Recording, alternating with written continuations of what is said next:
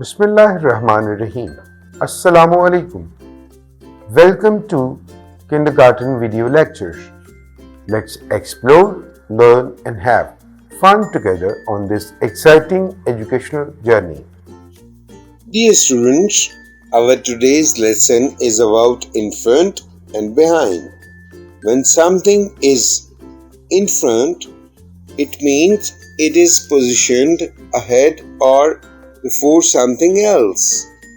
Behind refers to something located at the back of an object or in the opposite direction from the front. Look at the goat. One goat is behind the boy, and the road is in front of the jeep. Thank you. See you in the next lesson.